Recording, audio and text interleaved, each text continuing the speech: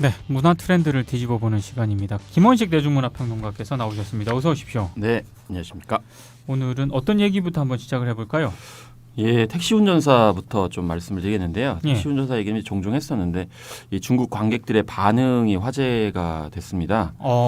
네, 뭐 며칠 전에 평점이 9.1을 기록했어요. 어허. 중국 검색 포털 사이트 바이두라고 있는데요. 네네네. 예. 그래서 그 번역한 내용이 이제 많이 화제가 됐습니다. 예. 그래서 살펴보면은 이 한국은 예전에 광주 사건을 스크린으로 옮기고 있을 때 중국은 되려 육사 그러니까 천안문 사태를 말합니다. 예, 육자도 언급 못하게 하고 있다. 언제 우리도 이렇게 역사를 직면할 수 있을까? 당신들의 이야기를 스크린으로 옮길 수 있다니 부러운 생각이 든다. 그래서 주로 이렇게 이 과거의 역사 이야기를 영화로 제작할 수 있는 제작 환경에 대해서 그러니까 자유스러운 어떤 창작의 조건, 환경을 이렇게 얘기를 하는데 물론 우리도 완벽하게 자유롭지는 않았었는데요. 어쨌든 네.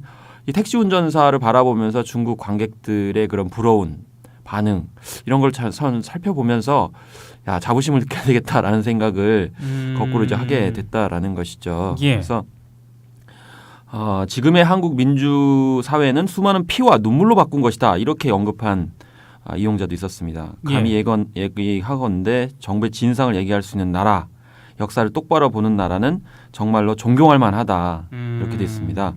사실 지금 탄핵을 안 당했으면 택시 운전사가 어떻게 될지 모릅니다. 아, 이건 힘들죠. 예. 개봉할 때도 뭐 불매 운동을 벌이고 뭐 이런 분들이 있었어요. 나중에 이제 위세가 눌려가지고 사라졌지만 결과적으로는 참 탄핵을 잘했다라는 생각이 들고요. 그것도 그냥 이루어진 것이 아니다. 네. 이렇게 볼 수가 있겠죠. 수많은 분들이 또 탄핵 이르기까지 많은 노력을 하셨기 때문에. 그렇죠. 예.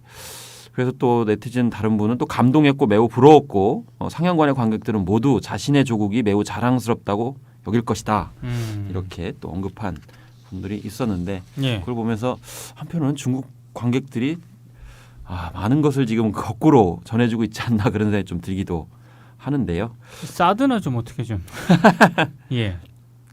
근데 이제 한편으로는 사드 같은 경우에도 중국 같은 경우 좀 약간 치졸한 게 있는데 아마 사드를 철회를 해도 원래도 들어가긴 참 힘들 거라고 저는 생각이 듭니다.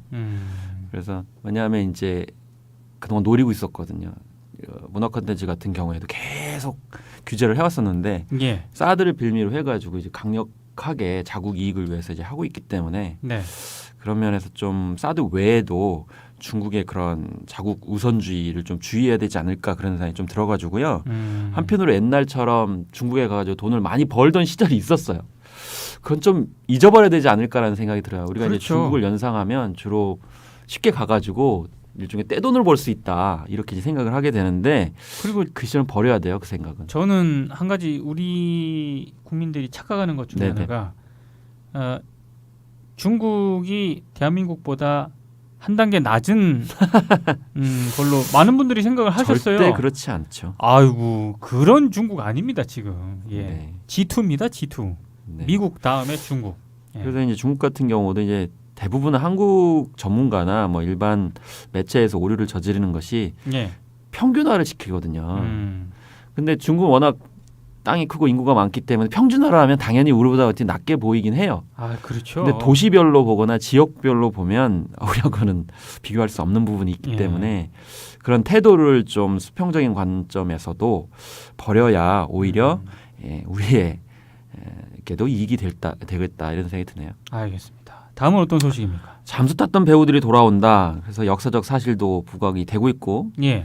MB 블랙리스트가 좀 화제 많이 부각되고 있죠. 네. 실제로 이제서야 올라오고 있는데 그래서 이렇게 보도 기사는 그런 내용이 나왔습니다. 뭐 속속 못 보던 배우들이 등장하고 있다. 이 보도 기사는 나오지만 사례가 별로 없어요. 그렇죠. 사례로 나온 거는 문성근 씨만이 나왔는데 최근에 드라마의 조작을 통해서 나왔습니다. 네.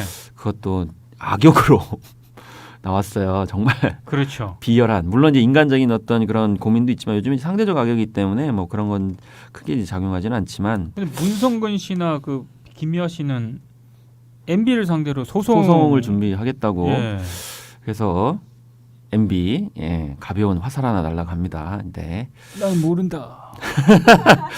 왜 모른다는 게 사실 웃긴 게 뭐냐면 최고 책임자나 리더는 몰라도 처벌을 받는 거예요. 아 그렇죠. 도의적 모든 종합적 책임을 지고. 썰전에 그 분도 몰랐다 이렇게 하면 그건 처벌을 받아야죠. 예. 왜냐하면 리더라는 사람은 혹은 책임자라는 사람은 그걸 알고 사전에 조치를 취하다든지 못하게 하는 이렇게 하려고 그 자리에 올린 건데 몰랐다. 예. 그 죄가 없다? 직무유기라고 뭐 이렇게 얘기하기도 하고요. 그렇기 때문에 몰랐다고 하면 안 됩니다. 제가 아는 어떤 지금 그 언론사 사장님은 예전에 큰 오보를 냈거든요. 네네. 근데 이제 그때 데스크 업무를 보고 있었는데 M으로 시작합니까? 데스크 업무를 보고 있는데 내 책임 아니다. 그 기자 따로 썼고 취재 기자는 따로 있었다. 저랑 소송을 벌이면서 그 소장에 그렇게 적으셨더라고요. 그래서 저도 그걸 딱 보면서 야 나도 저기 데스크 업무 보고 부장 국장 해봤지만 예. 야 이렇게 얘기를 하는 거는 처음 본다라는 생각을 했었거든요. 근데 의외로 그런 분들이 많네요. 진짜 유아 저기 수준. 이분은 뭐 자기도 굉장히 그 오랜 경험과 경륜과 이런 걸 많이 내세우시는데 예. 실제 하는 행동들을 보면 예. 신입 사원만도 못해. 예. 인턴 사원만도 못해요. 좀 그렇습니다. 네, 예. 다시 되돌려가야 될 것 같아요. 네. 인턴부터 다시 시작하도록. 음. 김명훈 씨 같은 경우도 뭐 명불허전에 한다면 역시 이제 조연급입니다. 그러니까 텔레비전에 나온다 하더라도 그렇게 옛날처럼 주인공은 나지 못하고 그렇기 때문에 하루빨리 좀 복귀를 하셨으면 좋겠다라는 생각이 들고요. 이분들이 또 연기를 못하거나 이런 게 아니고 베테랑들이거든요. 주연을 압도해요. 네. 주연이 누군지 모르겠어요. 이 드라마라든가 이 한국 콘텐츠 산업에도 이게 네. 영향이 안 미쳐요. 이게 분명히 이런 식으로. 그러다 보니까 이 캐릭터 설정이 헷갈리는 거예요. 네. 저 사람이 악역일 리가 없어. 좀 그렇습니다. 예, 진짜. 네. 제대로 제 자리를 찾아가야 되겠죠. 예. 그래서 새로 부각되는 인물 또 이번 주에도 핫했던 인물 김생민 씨였습니다. 스투핏. 스투핏. 스투핏은 되게 김구라식으로 얘기하면 그냥 독설에 가까웠는데 예. 스투핏 들으면은 진리를 나름대로 내포하고 있기 때문에 저 이걸 몇 번 봤거든요. 네. 근데 본인이 그래도 약간 좀 어르신들 영수증을 분석할 때는 좀 쫄아가지고 스투핏 이러더라고. 근데 젊은 사람들은 스투핏 막 이러고. 그렇죠. 연장자 요즘에 인정해줘야 됩니다. 인정해줘야 될 것 같습니다. 네, 생활의 달인이기 때문에. 네. 그래서 25년 만에 뭐 한방이었다는데 뭐 한방이라고 생각이 들지 않고요. 심지어 뭐 연예가 중계에서 울었잖아요. 그렇죠. 항상 인터뷰를 하러 다녔던 그런 처지에서 인터뷰를 당하니까 아무래도 좀 뭔가 감정적으로 격해졌지 않았나 그런 생각이 들기도 하는데요. 그래서 물론 이제 팟캐스트를 하면서 이런 비슷한 포맷이 있었고요. 그것이 이제 정규적으로 편성이 되면서 부각이 된 건데 김생민 논란을 보면서 그 네티즌들 혹은 누리꾼들의 반응을 보면서 이제 시대적인 징조가 드디어 나타나는구나 그런 생각을 좀 했어요. 왜냐하면 김구라 씨가 뭐 이렇게 저도 많이 놀랐고요. 반성하고요. 뭐 이렇게 했다고 하더라고요. 또 어떤 분들은 이게 뭐가 문제냐 이렇게 생각할 수 있지만 뭐 예를 들면 김구라 씨가 이렇게 얘기했잖아요. 최종적으로 이루고 싶은 게 뭐냐? 짜다고 철든 건 아니다. 이런 식으로 얘기를 하면서 짝퉁을 선물할 생각은 아니야 이렇게 얘기했어요. 근데 이게 예능에서는 이런 말을 너무나 이제 일상적으로 해왔기 때문에 별 문제가 안 될 수 있는 것처럼 보이지만 사실 두 사람이 굉장히 대비가 되거든요. 그렇죠. 되게 김구라 씨 같은 경우는 주로 이제 이게 되잖아 뭐 이런 거를 공영방송에서 굉장히 많이 했어요. 근데 돈이 되잖아는 걸 어떻게 공영방송에서 할 수 있는가 저는 굉장히 뜨악했었거든요. 근데 그걸 가만히 보니까 시대적인 추세 혹은 시대적인 트렌드가 예를 들면 이명박, 박근혜 정부 자체가 소비를 그냥 조장하고 뭐 주식도 사라 그러고 대통령이 주식 이야기를 하고 뭐 이런 정도로 뭔가 소비 일변도로 특히 이제 사회과학서로 또 붕괴되면서 주로 트렌드 책들 중에 소비를 조장하는 책들이 많이 나왔었거든요. 그걸 사지 않으면 뭐 시대에 뒤처지는 것 같고 마지막 꼬리칸을 타지 못한 듯한 느낌을 주고 이랬었는데 결국 생각해 보시죠. 여러분들 주식 많이 사셨고 재테크하느라고 뭐 펀드도 하시고 해외 투자도 많이 부동산 투자 많이 하셨잖아요. 결과가 뭐냐라는 거죠. 욜로 많이 하셨잖아요. 많이 하셨습니까? 많이도 못 되셨겠지만 그런 담론이 엄청 많았어요. 어쨌든 간에. 주식의 주자도 모르고요. 그다음에 뭐 부동산이요? 네. 부동산? 다주택. 부동산. 아 여기는 평범하지 않아. 국민 속으로. 네, 지금 전혀 국민 속으로. 다른 세계의 세상을 지금 네. 얘기를 해주시는 것 같아가지고. 네. 아, 이 컨테이너 박스에 갇혀 계시군요. 너무 참 열악하셔요. 스투핏! 스티피시라고 지난 10년간은 사실 일갈하는 거라고 저는 생각이 들거든요. 네. 뭐 계속 소비를 저축을 악으로 아닙니다. 그렇지 않습니다. 그래서 그런 것들이 전 잠재돼 있던 것이 폭발을 했고 김구라 씨가 이렇게 얘기를 하니까 비판을 했던 것이 폭발했다 저는 생각이 들거든요. 그래서 저는 그러니까 이명박 정부가 들어섰을 때 그 얘기가 많았어요. 이제는 디지털 시대니까 마우스 시대고 네. 쥐의 시대다. 그러면서 쥐라는 건 결국 동물 자체가 끊임없이 새로운 것으로 옮겨가는 거예요. 예. 그러니까 이득이 있는 곳. 그러니까 난파선되면 가장 먼저 버리는 것이 쥐지 않습니까? 그렇죠, 그렇죠. 그러니까 폴짝폴짝 뛰어다녀야만 21세기에는 살아남을 수 있다. 그게 마우스의 시대다, 디지털의 시대다 이렇게 했어요. 그러면서 손은 오직하고 바보다. 그렇게 살면 안 된다. 뭐 이렇게 뭐 약간 개인적인 그런 피해의식을 결합시켜서 얘기하시는 분이 상당히 많았어요. 근데 김생민 씨를 보면서 다시 소외서 시대가 오는 건가?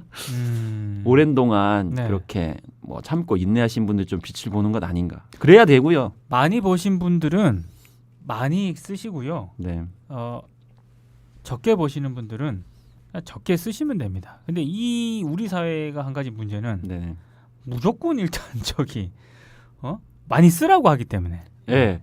그래서 주로 많이 쓰라고 하고 그래야 이제 국민 경제, 국가 예. 경제가 산다라고 이상하게 얘기를 하는데 사실 그렇지는 않고 돈을 많이 써야 될 사람, 돈 많이 버는 사람, 예를 들면 대기업 재벌이 많이 써야죠. 써야죠. 근데 대기업이 돈을 안 쓰고 그냥 쟁여두고 월급도 안 주고 그거 가지고 또 부동산에다가 또 투자를 아니 기업이 왜 부동산에 투자를 합니까? 그러니까요. 뭐 방송사는 왜 임대업에 그렇게 네. 많이 투자를 합니까? 방송 콘텐츠를 만들고 일자리 창출해야죠. 왜 비정규직으로 다 돌려요?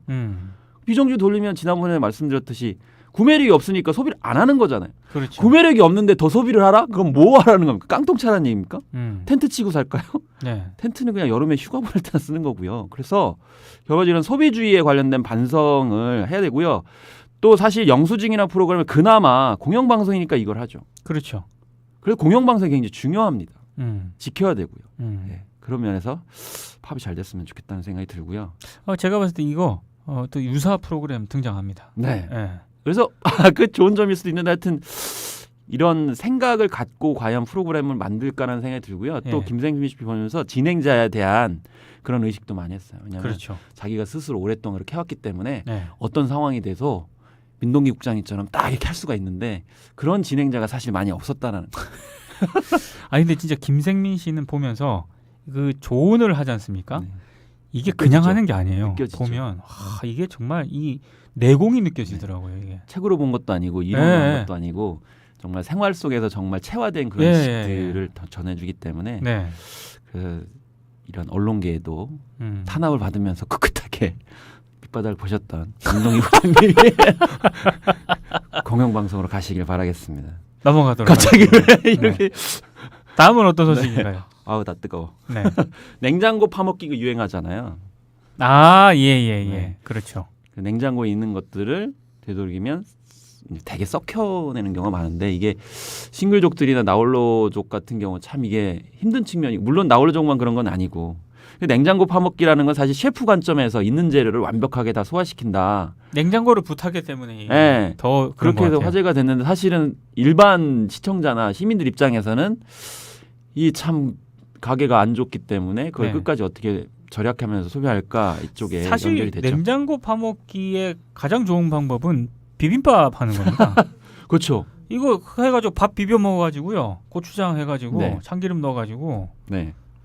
달걀 딱 그냥 맞습니다. 끝나는 거거든요. 끝나지죠. 네. 사실 이게 우리의 전통의 선조들의 정신이에요. 네. 그러니까 뭐냐면 아까도 페북에 올렸는데 우리나라는 음식이 그렇게 많지 않아요. 그렇죠. 음식이 많지 않은데 그 이유가 사실 이제 근검과 절약과 검소함을 강조했던 양반들 문화 때문에 그래서 궁중 음식도 사실은 별게 없어요. 그러네요. 없어요. 네. 근데 이제 자꾸 조장을 해요. 뭔가 궁중 음. 음식이 화려해야 될 것처럼 이렇게 보이는데 궁중 음식은 대부분요 일상적으로 먹은 게 아니고 특별한 행사할 때만 이 대령 숙수를 불러가지고 그때만 잠깐 만들었어요.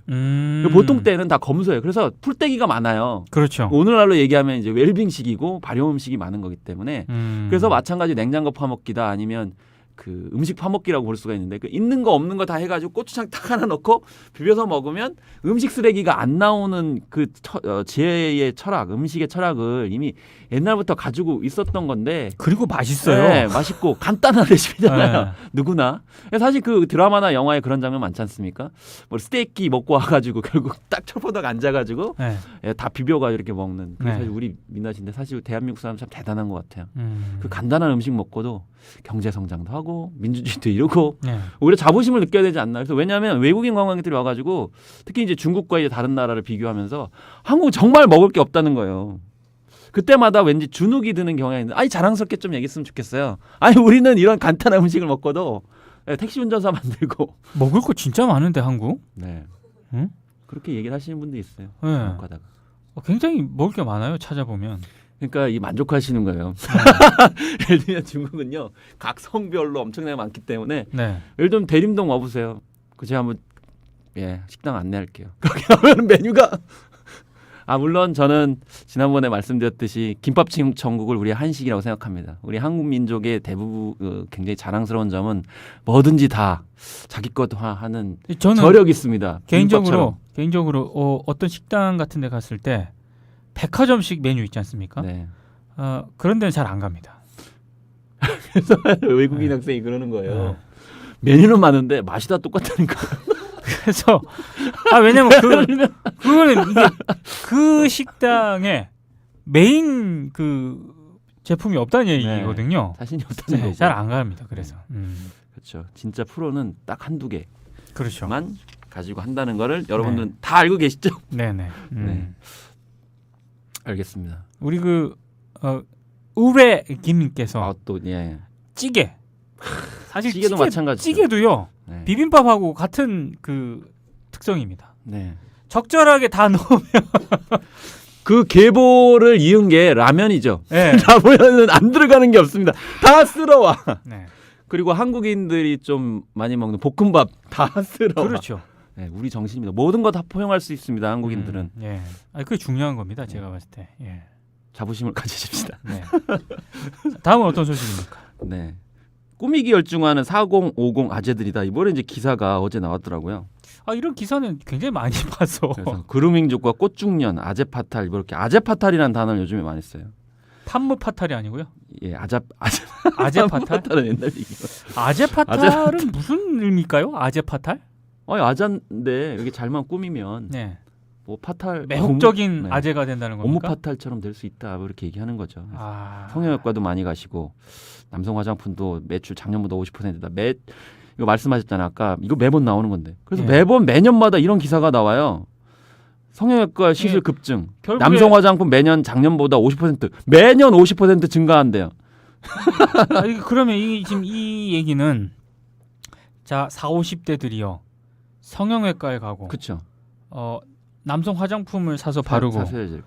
네일숍 가셔야 헬스장하고 네일숍을 가라. 돈 줘. 깎게. 그렇죠. 네. 헬스장에 이제 아예 건강을 위해서 가는 건 상관이 없어요. 그렇죠. 근데 이제 네. 주로 몸짱을 이렇게 만들어야 되는 것처럼. 네. 근데 그게 가능하나요? 아니 이대로 가려면 낭그님께서 아재 파탄. 제가 그 얘기 하려고 그랬거든요. 이거를 하려면은요. 네. 대한민국의 한 70~80% 가까운 남자들은 파탄 지기 살림 파탄 돼야 됩니다. 아재 파탄입니다. 낭그님 얘기처럼 네. 아재 파탄. 네. 그리고 부장님들은 요즘에 그러고 다닌다. 이렇게 그래요? 얘기하고 있는데 한편 생각해 보니까 드디어 기업이 아재들까지 이렇게 꼬시고 있구나. 그렇죠. 지갑을 털고 있구나. 왜냐하면 이게 특히 한국 같은 경우 좀 매체 중앙성이 심하기 때문에 쏠림 현상이 있거든요. 그러니까 사실 우리 중장년층들도 굉장히 시대적 감각에 떨어지면 좀 뭔가 두려움이 있기 때문에 이런 보도 기사가 나오면 처음에는 부정을 하다가도 네. 쏠리지 않을 수가 없어요. 그렇기 때문에 그러니까 무슨 건강이라든가 이런 것 때문에 관리를 하고 이런 거는 당연히 그건 해야 되는 거지만 네.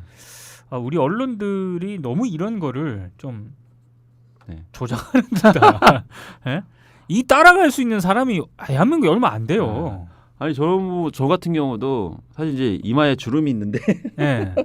저는 어렸을 때부터 있었어요. 근데 꼭 오셔가지고 좀 뭔가 집어 넣으시죠 이렇게 하시는 분들이 있어요.